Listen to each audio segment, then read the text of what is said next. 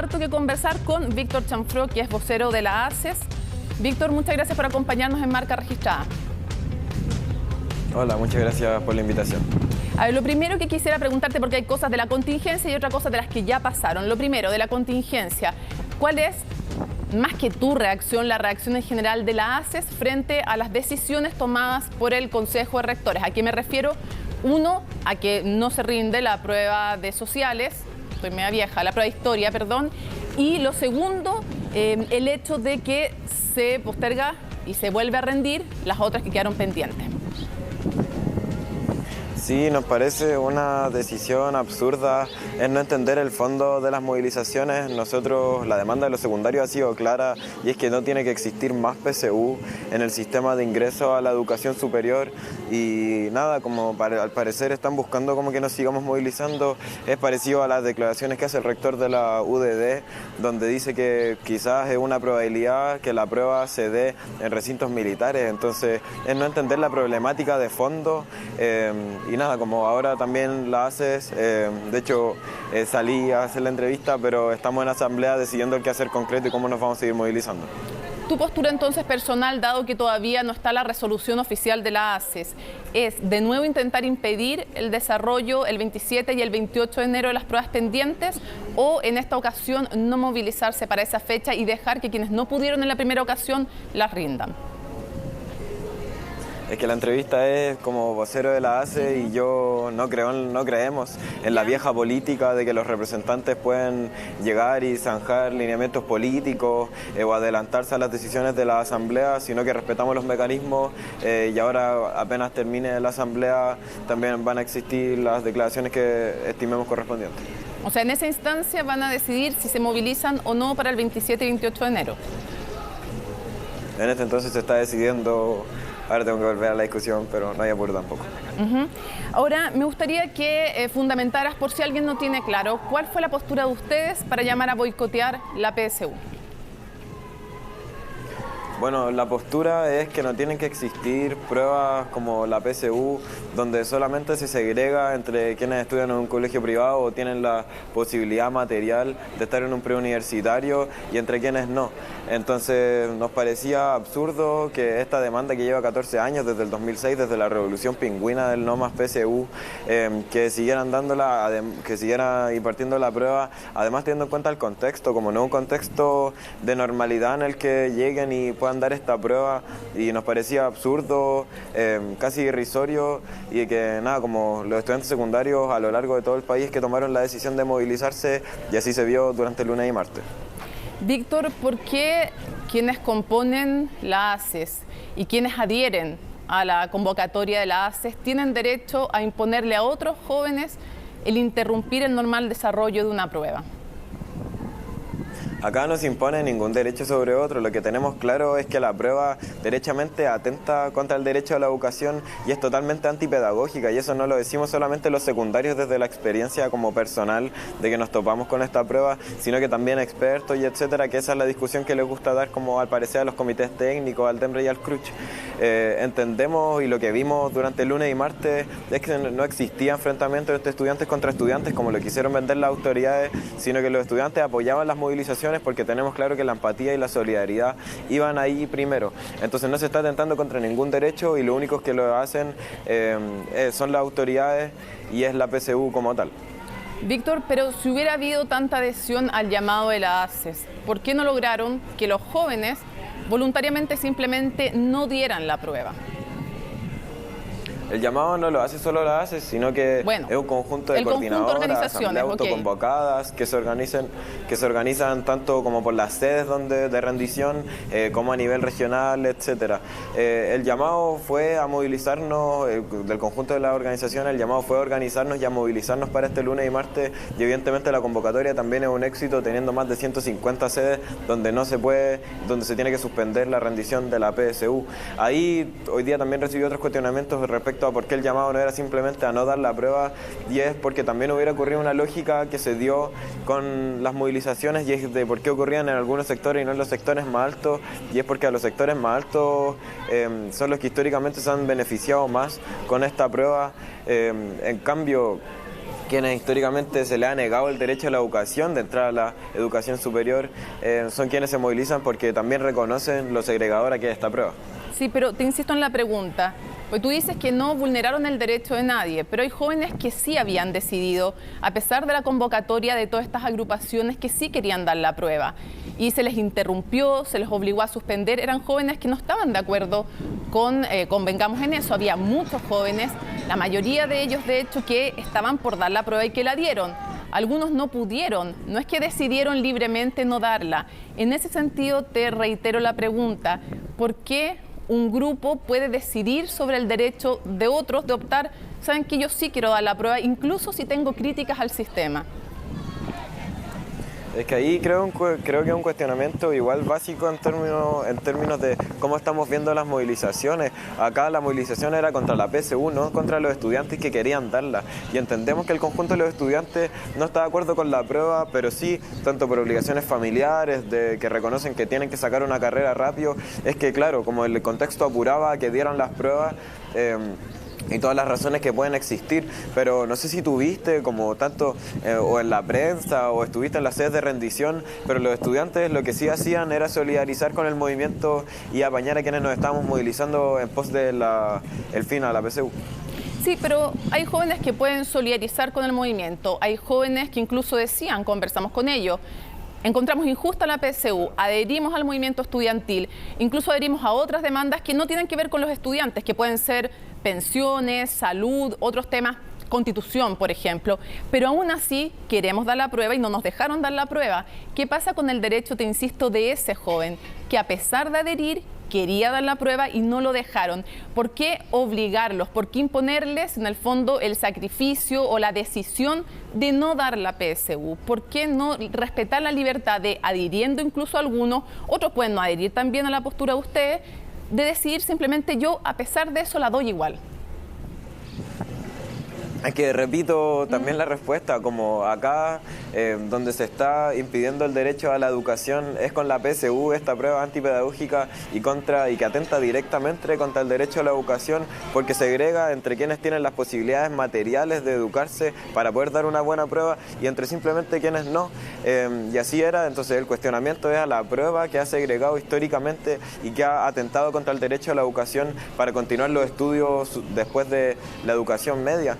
Entonces, repito, como no sé dónde los viste, no sé si estaban en los locales de rendición, pero lo que se vio hasta en la prensa y también ahí en la calle, en las movilizaciones, fue que existía apoyo ante las manifestaciones, y también hay que preguntarse el por qué, porque también la responsabilidad pasa por el DEMRE y el CRUCH, como les entregamos una carta el lunes 30 de diciembre explicándoles que se tenía que aplazar la PSU, se tenía que buscar un mecanismo de emergencia de ingreso a la educación superior, decidieron hacer oídos sordos y se les estaba advirtiendo de las movilizaciones que iban a ocurrir y bueno, terminan no dando respuesta solo en términos públicos y de que no se va a aplazar la PSU, y los estudiantes secundarios decidimos movilizarnos como lo hemos sabido hacer durante todos estos años.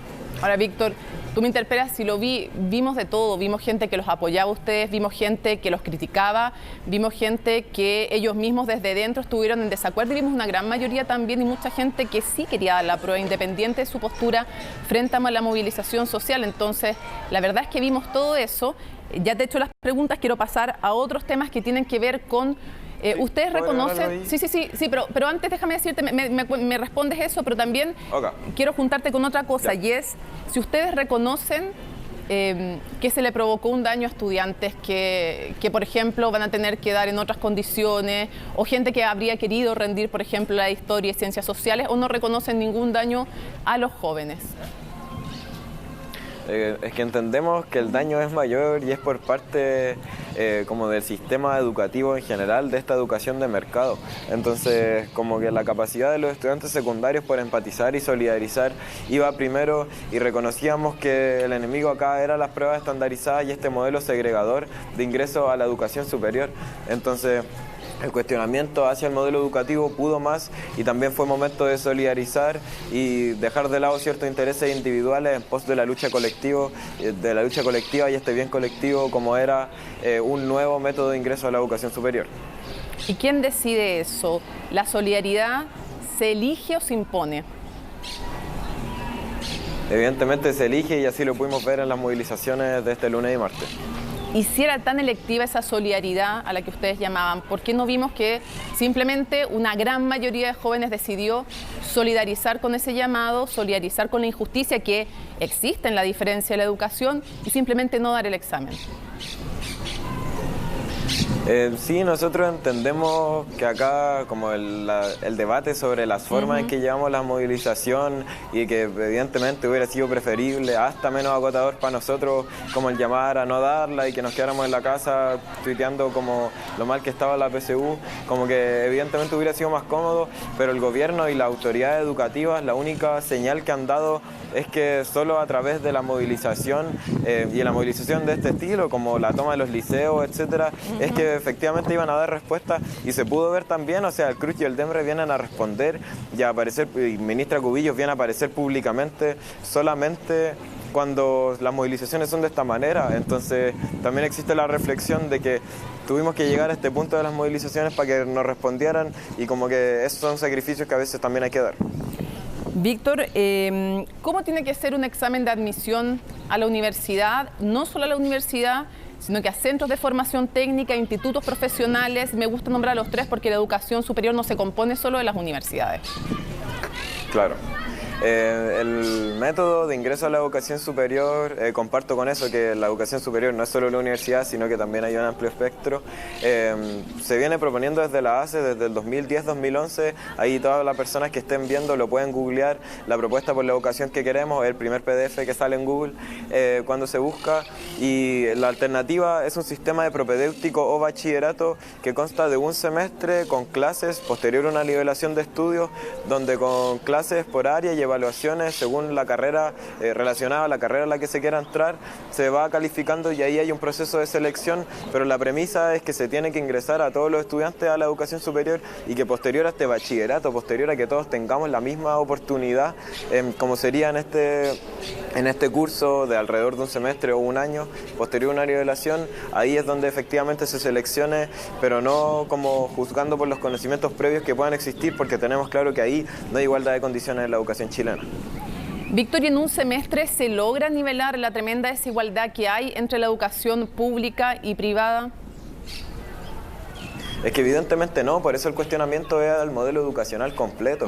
Como hoy día estamos en como la coyuntura de la PSU, pero también existe el cuestionamiento al modelo de la educación hace ya muchos años, desde el 2011, desde el 2006, desde la Revolución Pingüina. Entonces tenemos claro que en este momento, claro, se hace esencial por la urgencia del momento y porque la quieren aplicar de todas maneras esta prueba y como la crítica a las pruebas estandarizadas, pero en otros momentos, y también lo sigue siendo, el cuestionamiento en general la educación, que creemos que tiene que ser gratuita, de excelencia, laica y estatal, entonces en conjunto con otras demandas que han ido surgiendo con el tiempo, que son más necesarias que nunca y que han estado ahí en la palestra pública, los estudiantes la hemos logrado instalar, entonces tenemos claro que el cuestionamiento y el cambio tiene que ser del sistema general educativo y del sistema general de la sociedad chilena. Ya, entonces, pero mientras ahora se la llega, PSU es solo Víctor, una expresión de esto.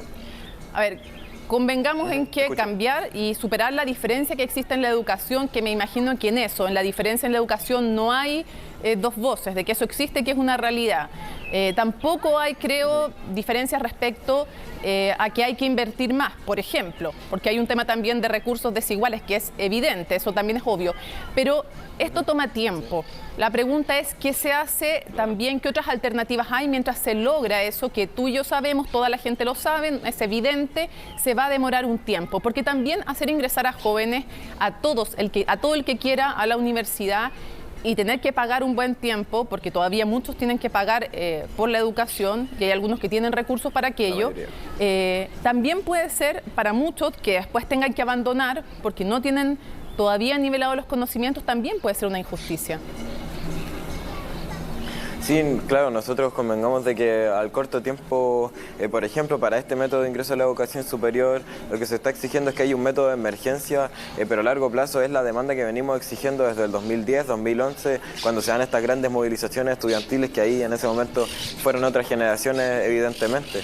Entonces, como al corto plazo, también todas las instituciones han buscado alguna u otra alternativa en el contexto actual en el que estamos, como les gusta decir, el estallido social. A mí me gusta más como revuelta porque consideramos que no es solo un estallido, sino que es un proceso mucho más largo y que va a durar más tiempo. Entonces ahí, como todas las instituciones han buscado alguna u otra manera de arreglársela, la universidad y los liceos cuando nos cerraron los semestres y los años antes, y el conjunto de las instituciones públicas que sí han demostrado que existe la capacidad y que al final es un tema de voluntad política, más que un tema efectivamente de capacidad, el buscar soluciones a corto plazo.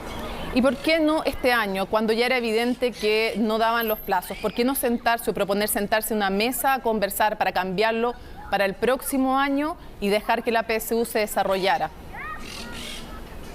Porque no se podía permitir que menos de la mitad de los estudiantes que estaban dando la PSU para este año, o sea, para este 6 y 7 de enero, como se le impidiera el ingreso a la educación superior, y no íbamos a permitir que se siguiera segregando de esta manera los estudiantes entre quienes tienen como la capacidad material y entre quienes no.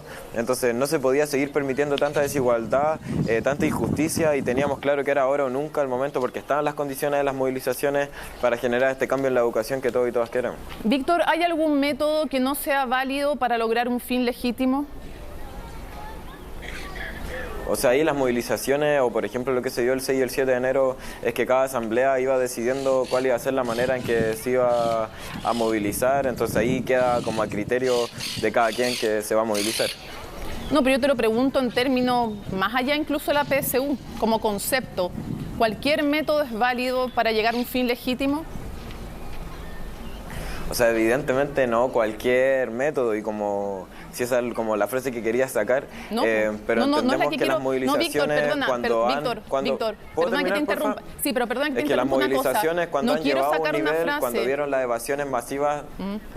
No quiero sacar una frase, quiero saber lo que piensas. Entonces te pido también, así como yo te doy la oportunidad de responder, también te digo que lo que estoy tratando es entender lo que tú piensas y que la gente se pueda enterar. Entonces yo no te estoy poniendo una frase, te estoy preguntando y tú me puedes decir sí o no. Y yo te estoy preguntando si tú crees que todos los métodos son válidos, si es que el fin es legítimo, porque evidentemente que lo primero que uno se pregunta es si el fin es legítimo. Si el fin es legítimo, ¿todos los métodos son válidos o algunos no lo son? Es que ahí yo creo que hay que entender como quién define o no qué son los fines, o sea, qué son los medios legítimos y qué son los fines legítimos.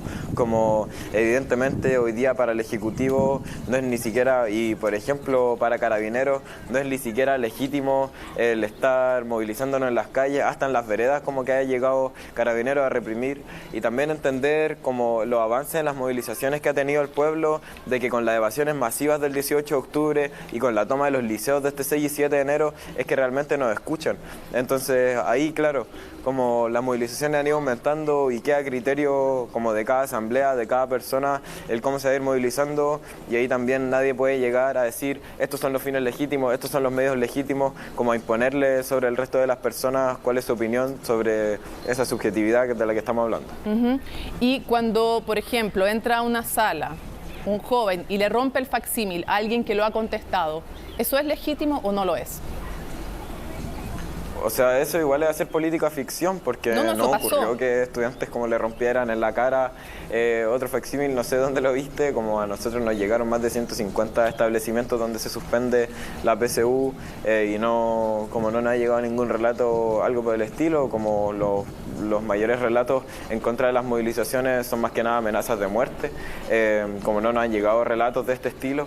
De todas maneras ahora puedo revisar las redes sociales de la ACES como si ha llegado algún relato por el estilo, pero encuentro que hacer política ficción, como qué pasa si llego y le quemo el facsímil en la cara a una persona. No, yo no dije le quemo. No es realmente el debate, como yo no dije le quemo. Sí, romper, pero sí, pero es que hay que ser súper. En estos días hay que ser súper, no solo en estos días, siempre hay que ser súper preciso. Y tenemos imágenes, vimos imágenes en que no sé si estaban, no tengo la certeza si estaban todos contestados, pero vimos jóvenes que entraron también a sala y quitaron facsímiles. Y tú me puedes decir que lo compartes o no, pero te estoy haciendo la pregunta porque no es ficción, eso también pasó. Entonces quiero saber si eso te parece un medio legítimo o no. Además, quiero hacer un punto. Me parece que obviamente cualquier amenaza de muerte a cualquier persona, a un dirigente social, a quien sea, es absolutamente condenable. Eso también quiero hacer el punto, evidentemente, pero lo que te estoy planteando no es ficción. Tampoco estaba diciendo que... Sí, sé que tú también lo estás condenando, pero no quiero dejarlo pasar.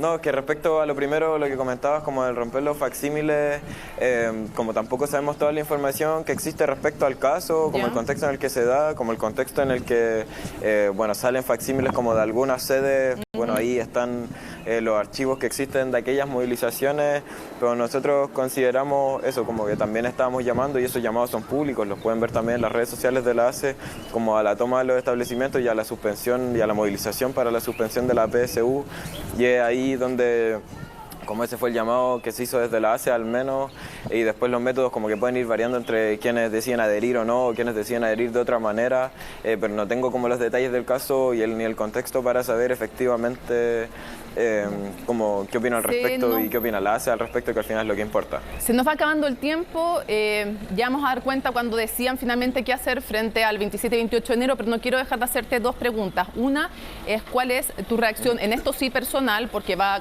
con nombre y apellido por la denuncia, por ley de seguridad del Estado en tu contra. También sé que ya has dicho algunas cosas como respecto de en general de las denuncias o de las querellas que van a salir a movilizarse con todo. Quiero entender qué significa eso y además en conjunto, ustedes cómo hacen, pero además en lo personal, cómo respondes a esa denuncia. Es parte de lo que alcanzamos a discutir en la asamblea. Yo tuve que venir para acá igual de más o menos lejos, entonces no alcancé a estar tanto en esa discusión, pero fue desde la ACE y también como personalmente es que rechazamos estas medidas por parte del gobierno violento que vienen a justificar su actuar contra las movilizaciones, como en el caso de la querella. Bueno, es también repetir que no tenemos miedo ante esta amenaza y ya nos estamos asesorando como en términos judiciales también bien preparados para esta querella, que aún no nos llega una notificación formal, como hasta ahora ha sido solo el show mediático respecto a la querella. Y la otra pregunta no me acuerdo cuál era, perdón. Una frente a las querellas en general, ¿qué iban a hacer y qué significaba vamos a salir a movilizarnos con todo? No sé si son las palabras exactas, creo que fue esa. Sí, nada de que el gobierno no va a conseguir su objetivo de querer que los estudiantes secundarios como que volvamos a las casas o volvamos a no estar movilizados, sino que vamos a seguir en las calles y con todo. También como comentar que existe el respaldo de un conjunto de asambleas territoriales y otros sectores que también han salido a la defensa y al apoyo de los estudiantes secundarios, diciendo nuevamente que estamos todos unidos en esta lucha. Entonces, nada, que evidentemente vamos a salir con todo y también con todos. Yo creo que es la frase precisa de que son diversos sectores de la sociedad que hoy día nos estamos movilizando y reconocemos el mercado en la educación como un enemigo claro del pueblo de Chile. Para cerrar en un tema que no es directamente de educación, pero que tiene que ver con educación, quiero saber, no sé si hay una postura de la ACE, sino quiero saber la tuya personal, respecto del proceso constituyente.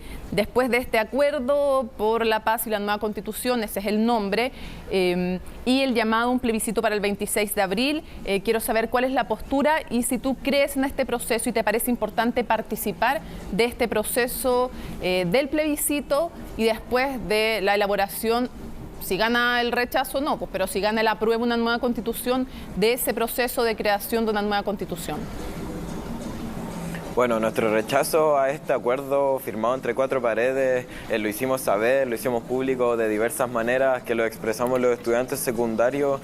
La definición respecto a la participación o no en el plebiscito de abril es una definición que vamos a tomar durante el verano con la ACES, así que en ese momento y cuando consideremos pertinente lo vamos a estar comentando de una u otra manera. Nosotros sabemos de todas maneras cómo el instalar y el decir como discursos o expresar la opinión de la Asamblea Coordinadora de Estudiantes Secundarios, y va a llegar el momento donde nos pronunciemos al respecto. Lo que por ahora podemos pronunciar es que rechazamos este acuerdo y que estamos definiendo cuál va a ser la postura respecto al plebiscito de abril. Víctor Chanfrot, quiero agradecerte como vocero de la ACES, que nos hayas acompañado en marca registrada y por supuesto cuando sepamos también la resolución de ustedes respecto al 27 y 28 de enero, vamos a estar también informando aquello. Okay. Muchísimas gracias por la invitación. Buenas tardes.